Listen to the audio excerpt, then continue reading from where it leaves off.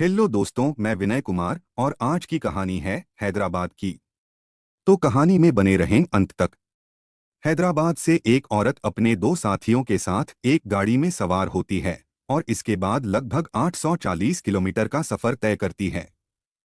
रास्ते में तमाम टोल नाके पड़ते हैं, पुलिस के बैरिकेड होते हैं, पुलिस चेकिंग भी हो रही होती है, लेकिन वह हर जगह से बचती बचाती बड़े आराम से अपनी मंजिल पर पहुंच जाती है।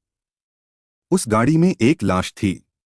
एक लाश के साथ वो महिला और उसके दो साथी बड़े ही आराम से 840 किलोमीटर का सफर तय करते हैं और किसी की नजर नहीं पड़ती। फिर वह गाड़ी कुडागू में रुकती है, वहां के कॉफी स्टेट में। और फिर उस लाश को निकाला जाता है और बड़ी ही बेरहमी से आग के हवाले कर दिया जाता है। वह आदमी कोई और नहीं था जिसकी लाश को निकाला गया, बल्कि वह शख्स उसी महिला का तीसरा पति था।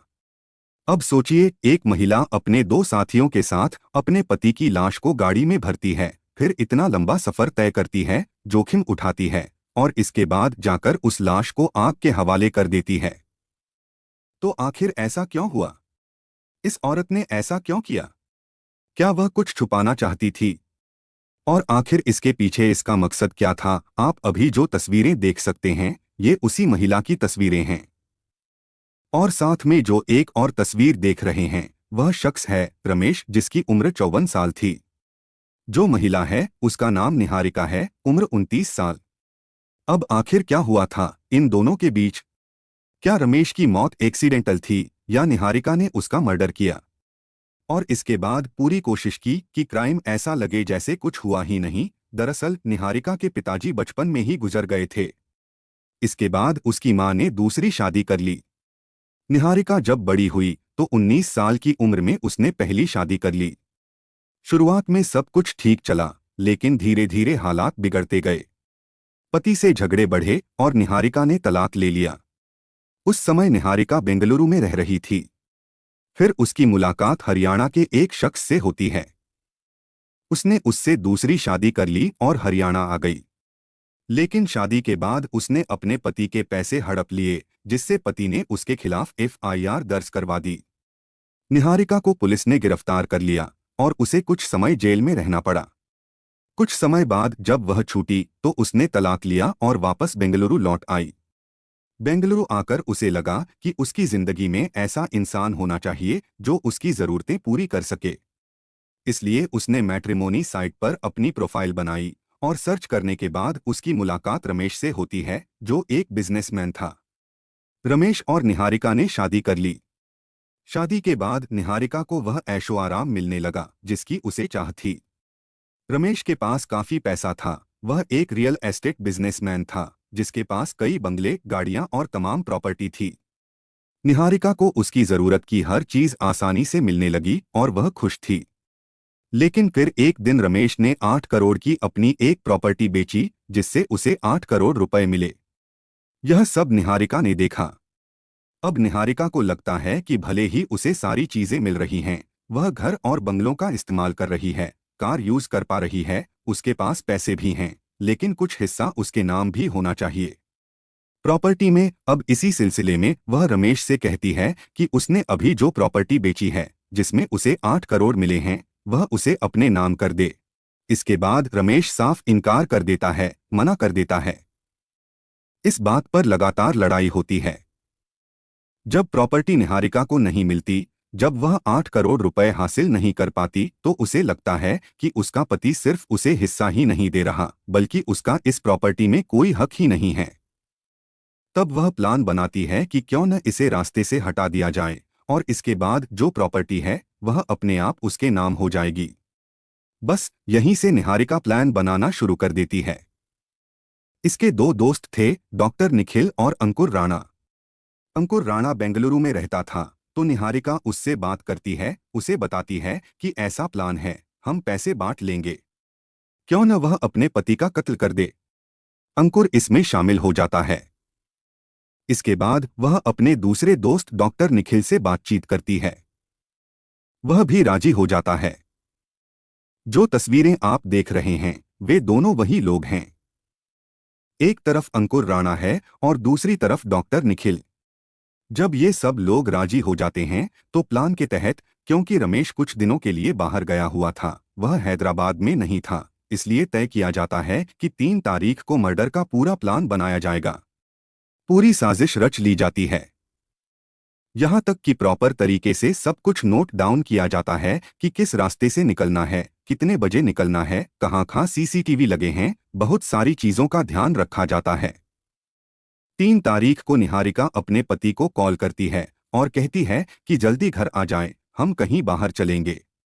रमेश को लगता है कि चीजें ठीक हो जाएंगी, भले ही पैसों को लेकर झगड़े हुए थे, लेकिन उसकी बीवी है, सब कुछ ठीक हो जाएगा।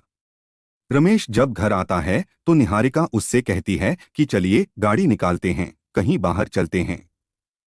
और एक दोस्त आया हुआ है, अंकुर, उसे रास्ते में उसके किसी रिश्तेदार के घर छोड़ना है। फिर हम लॉन्ग ड्राइव पर निकलेंगे। रमेश खुश हो जाता है। तीनों गाड़ी में बैठते हैं, रमेश, उसकी वाइफ निहारिका और अंकुर जो पीछे की सीट पर बैठ जाता है। गाड़ी चलती है। जैसे ही वे लोग देखते हैं कि एक सुनसान इलाका आ गया है, जहां आसपास ज्यादा घर नहीं बने हुए हैं, पेड़ पौधे लगे हैं, तभी अंकुर पीछे से रमेश का गला दबाना शुरू कर देता है और निहारिका भी उसका साथ देती है। रमेश को कुछ समझ नहीं आता कि अचानक क्या हो रहा है। देखते ही देखते उसकी जान चली जाती है, उसकी सांसें थम जाती हैं। इतना सब हो जाने के बाद यह महिला अपने पति का कत्ल करवाती है, खुद भी उसका गला दबाती है। रमेश का मर्डर हैदराबाद में किया जाता है। पहले उसे वहां बुलाया जाता है, फिर हत्या कर दी जाती है। इसके बाद वे सीधे बेंगलुरु जाते हैं, डॉक्टर निखिल के घर। वहां जाकर कार लेकर बताते हैं कि कत्ल कर दिया गया है, अब मदद करनी होगी कि लाश को कैसे ठिकाने लगाएं। निखिल एक जगह जानता था, कुडागू में, कॉफी स्टेट। वह कहता है कि वह वहां लेकर चलेगा। तीनों फिर गाड़ी में बैठते हैं, लाश को लेकर। फिर वे लोग बेंगलुरु से कुडागू तक का सफर तय करते हैं। तो पहले हैदराबाद से बेंगलुरु आते हैं, फिर बेंगलुरु से कुडागू जाते हैं। लगभग 840 किलोमीटर का सफर सिर्फ 8 करोड़ के लालच में तय किया जाता है। 8 करोड़ के लिए निहारिका अपने पति का कत्ल कर देती है और फिर लाश को छुपाने के लिए 840 किलोमीटर का लंबा सफर भी तय करती है। हर जगह से बचते बचाते वे कुडागू पहुंच जाते हैं। वहां कॉफी स्टेट में लाश को निकालते हैं। एक कंबल भी साथ ले जाती है। वहां आग लगाई जाती है और पति की लाश को उसमें झोंक दिया जाता है। फिर वह कंबल भी वहीं डाल देती है। अब तक उन्होंने सारे सबूत मिटा दिए थे। आराम से वापस घर आ जाते हैं।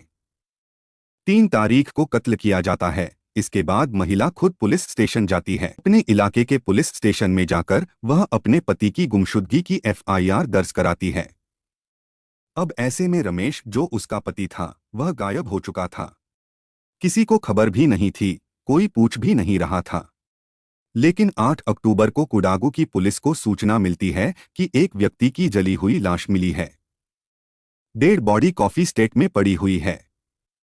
पुलिस वहां पहुंचती है, लेकिन लाश इतनी जली हुई थी कि पहचान करना मुश्किल था। चेहरा आधा जल चुका था और मृतक के पास कोई आइडेंटिटी नहीं थी।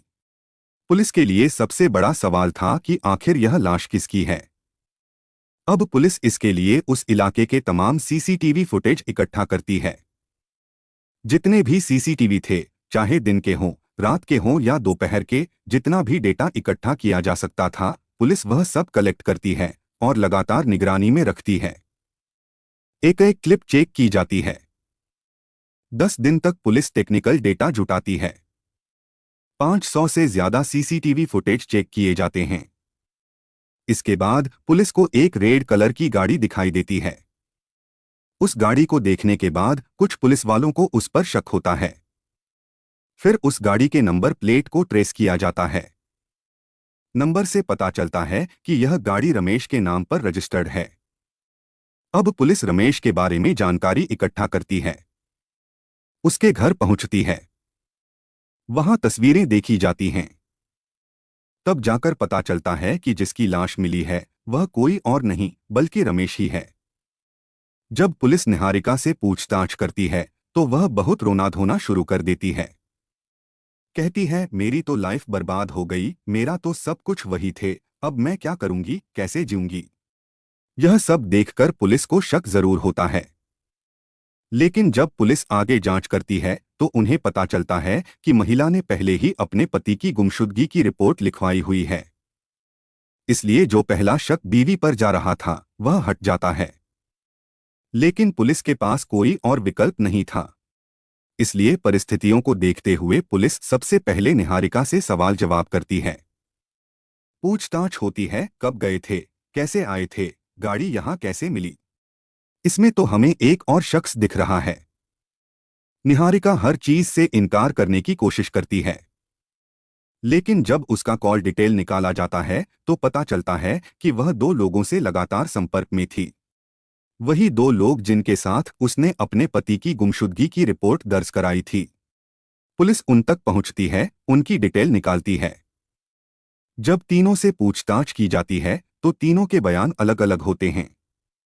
बयान आपस में मेल नहीं खाते। पुलिस को अंकुर पर शक हो जाता है। जब निहारिका और अंकुर से सख्ती से पूछताछ की जाती है तो दोनों टूट जाते हैं और पूरा सच बता देते हैं। अंकुर कबूल कर लेता है कि उसने और निखिल ने निहारिका के कहने पर यह सब किया। उसने हमसे कहा था कि कत्ल कर देते हैं, फिर पैसे बांट लेंगे। उसे अपने पति की पूरी प्रॉपर्टी चाहिए थी, इसलिए उसने हमें भी इस वारदात में शामिल करवा लिया। निहारिका भी पूरी कहानी बता देती है। इसके बाद पुलिस तीनों को गिरफ्तार कर लेती है। डॉक्टर निखिल, निहारिका और अंकुर राणा भी गिरफ्तार हो चुका है। अब पुलिस यह पता लगाने की कोशिश कर रही है कि क्या इनमें से किसी के साथ निहारिका का अफेयर था। कहीं लव एंगल तो वजह नहीं था जिस वजह से उसने अपने पति को मार दिया।